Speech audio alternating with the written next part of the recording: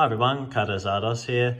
A bit of a different video today. This is a card that I recently purchased and had arrived today, which is a CGC graded 5 first edition Charizard. So the reason why this video is a bit interesting is because I plan to break this open today. And obviously being a first edition Charizard, this is the first time I've broken open a card of this value from a graded slab. I've only ever broken a PSA 5 Shadowless before, and I think a Blastoise and Venusaur 2, they came as a set, and I broke them all open. So yeah, it'll be interesting. I don't really have kind of a trick to it. I've never broken this type of slab before, only the PSA one, so I'll give it a go. But yeah, the reason why I'm breaking this open, two reasons. The first one is I've been wanting to buy a raw first edition for some time now, but it actually is quite hard to get a raw one that's in reasonable condition for a decent price. And the second reason, or another part of that reason too, is because I actually reckon this card's in pretty good condition. I think it deserves a bit more than a 5, possibly a 6. Maybe 5's fair, but it's quite a strong 5 even by this grade. The centering's really good. The corners and edges I think are actually quite good for its grade. It's just like very consistent and quite minimal all the way around. Same with the back. It's fairly consistent and minimal.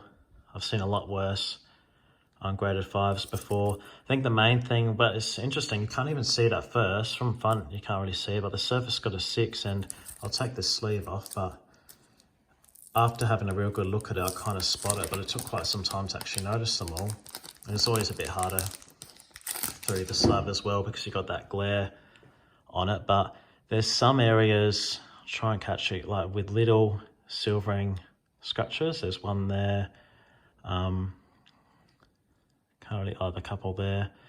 But yeah, that's another reason why, because I think it actually deserves pretty good grade. But you can kind of see there's little silver nicks here and there. Not too sure exactly how that would have happened, but yeah, I did want to raw one. And the reason why, another reason why, is because I've recently had this arrive. This is a confirmed by PSA, a fake Charizard. And this one, you can definitely tell is fake, but it's a very well-made fake. I've done a video on fakes before, and I'm now going to do another video specifically about this card, but I'll still keep my other fakes in the same video just to help bring more awareness to potential buyers.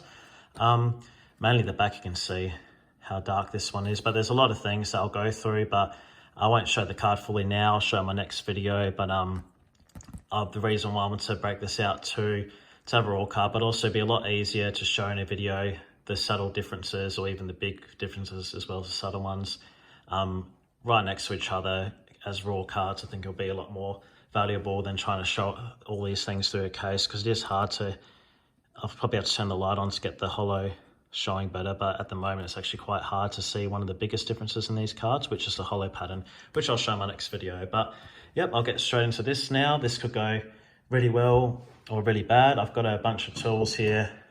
I'm a chippy by trade, so I've got a whole bunch of tools that I'm going to use. So I've seen people mainly use pliers and a screwdriver.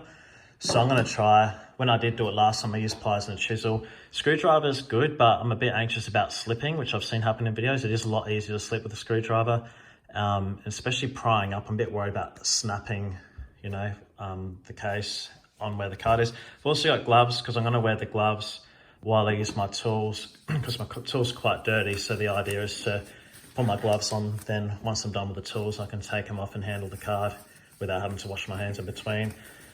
Wash my hands before doing all this, and use a fresh towel. So I'm pretty obviously trying to be as careful as possible, all things considered. And I've also already got two new sleeves and top loader ready. So fitted sleeve, a normal sleeve, and then top loader. So yep, I'll get straight into it now. So typically what people seem to do is crack the first corner, obviously where the label is, because we much prefer to crack the label. I might even try this one. Much rather crack the label or damage the label than damage the actual card. That's probably the scariest part.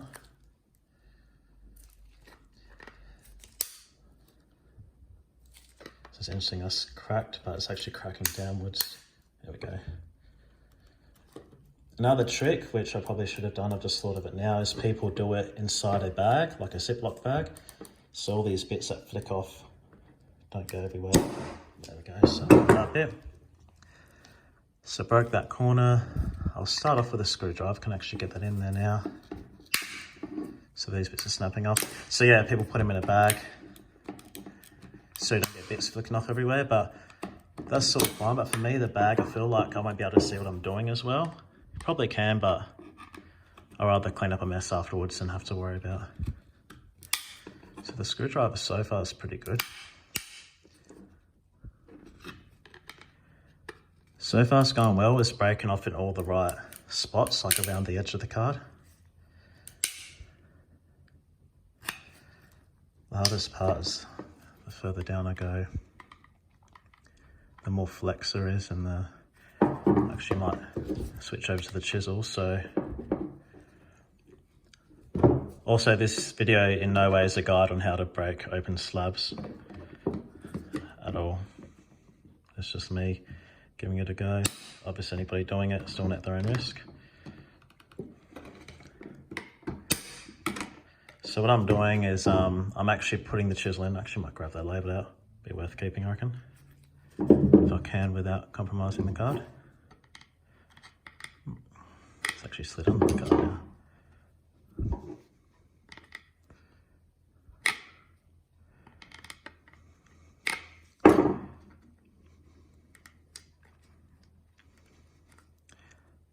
Grab it. Oh, almost had it. Won't worry too much about the label.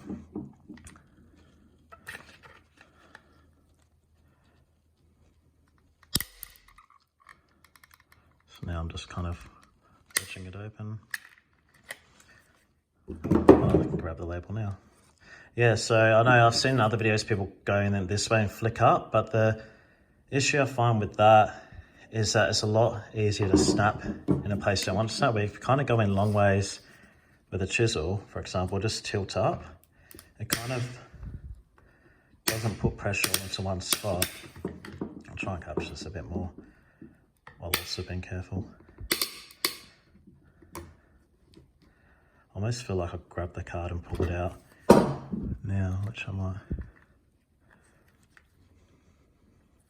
It's funny, I could actually grab it out with a needle. Oh, the risk I feel like I'm doing, because there's so much flex, another thing I could do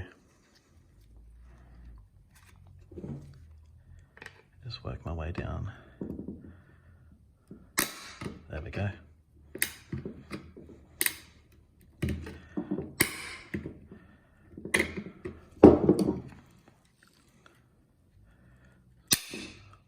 There we have it.